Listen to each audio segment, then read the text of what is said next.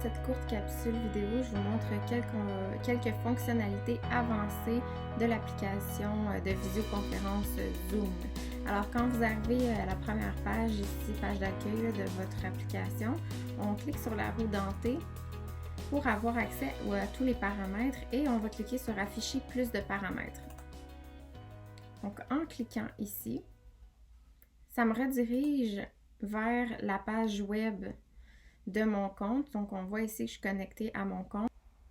Alors, dans la section paramètres, sous l'onglet paramètres plutôt réunion, il y a plusieurs choses que je peux venir modifier. Demander un mot de passe, donc ça ici on peut venir l'effacer. Demander un mot de passe pour les réunions instantanées, on peut le fermer parce que c'est juste un casse-tête de plus.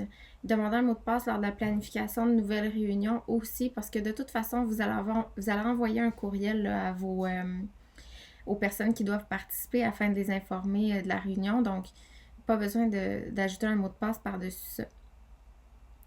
En réunion de base, ce qui est intéressant, bon, c'est sûr qu'il y a l'onglet converser, discussion privée aussi, donc les gens pourraient s'envoyer des messages, même si 50 personnes dans la réunion, ils pourraient décider d'envoyer un message à une personne en particulier pour lui poser une question ou peu importe. Et ce qui est super intéressant, c'est cet onglet ici, transfert de fichiers. Ce qui veut dire que dans la boîte converser, que je vais vous montrer juste après, donc les participants vont pouvoir envoyer des fichiers. Pas obligé de spécifier ici quel type de fichier, peu importe, donc PDF, et les gens à partir même de l'application Zoom vont pouvoir ouvrir le fichier qui a été envoyé, ils vont pouvoir le télécharger. Donc fonctionnalité super intéressante. Si on descend encore un peu plus, la fonction co-animateur aussi, elle est intéressante à garder ouverte parce que le co-animateur a principalement les mêmes droits que l'animateur, sauf qu'il ne peut pas décider de mettre un terme à la rencontre, mais c'est des yeux de plus là, pour nous aider à organiser une rencontre. Autre chose qui est intéressant dans les paramètres, donc en réunion avancée, si vous ouvrez la fonction salle de petits groupes, ça fait en sorte que vous allez pouvoir déterminer par exemple un nombre de salles, de dire ok, moi j'ai 50 participants, je veux qu'il y ait travaillé en équipe de 10 dans 5 salles différentes. Et là, donc dans le fond, c'est que les gens vont être regroupés dans d'autres salles en train de discuter et l'autre peut décider à tout moment de rapatrier tout le monde dans la salle principale. Donc, si je reviens à mon application Zoom, juste ici, et que je crée une nouvelle réunion, je vais rejoindre l'audio. Je vais juste fermer tout ça pour moi. Donc, vous voyez que j'ai un nouvel onglet qui est apparu ici, diviser en groupe. Donc, en cliquant sur diviser en groupe, c'est de cette façon-là que je vais pouvoir assigner un nombre X de participants dans un nombre de salles. Donc, c'est soit que le tri va se faire automatiquement ou que je peux le faire manuellement. Donc, je peux décider que X, Y, Z personnes s'en vont dans la salle numéro 3, tandis que quand c'est automatique, bon, ben c'est le logiciel qui vient, dans le fond, déterminer qui va dans quelle salle et je peux créer mes salles de conférence. Donc, ça, c'est vraiment intéressant. Ce dont je vous parlais tout à l'heure, donc c'est dans l'onglet Converser, quand je clique dessus.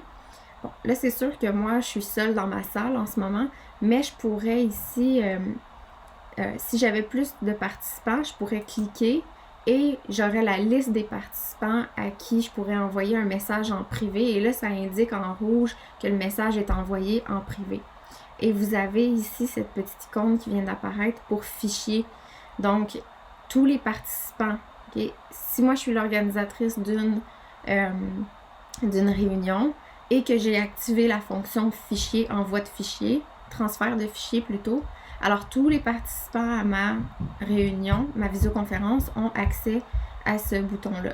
Donc, en cliquant sur fichier ici, dans le fond, j'ai accès à toutes les applications de mon ordinateur et je peux tout simplement envoyer un fichier. Donc, par exemple, ici, c'est un document PDF. Et les gens ont juste à cliquer pour l'ouvrir et ils peuvent se le télécharger, le sauvegarder sur leur ordinateur sans problème. En fait, quand j'anime une rencontre, ce que je veux garder ouvert comme fonctionnalité, c'est la section participants. Et je veux garder aussi la section converser. Donc, converser, ici, je vais voir, bon, évidemment, tous les messages et documents qui vont avoir été envoyés par les personnes qui assistent à la réunion. Pour ce qui est des participants, comme animatrice, ce qui est intéressant, c'est que je vais voir, okay, là ici, parce que j'anime, j'ai pas la main bleue qui indique que quelqu'un a levé la main, mais ici, dans participants, j'aurai la liste de tous mes participants, et quand un participant lève la main parce qu'il veut prendre la parole, il monte en haut de la file. Et moi, après ça, je peux décider en cliquant, je peux abaisser sa main si la personne a oublié. Je pense que c'est une bonne habitude à avoir là, pour l'animateur ou pour le co-animateur de baisser la main. Comme ça, on ne perd pas le fil de est-ce que je t'ai donné la parole ou pas, etc. Donc, on peut abaisser la main. On peut aussi activer les micros de tout le monde d'un seul coup. On peut mettre les micros de tout le monde sur muet si jamais il y a plusieurs personnes qui ont oublié de fermer leur micro. Je peux demander aussi la participation de des gens présents à la réunion. Si je leur pose une question, oui ou non, ils peuvent tout simplement signaler leur accord ou leur désaccord en cliquant sur le crochet vert pour oui, sur le crochet le X rouge pardon pour dire non.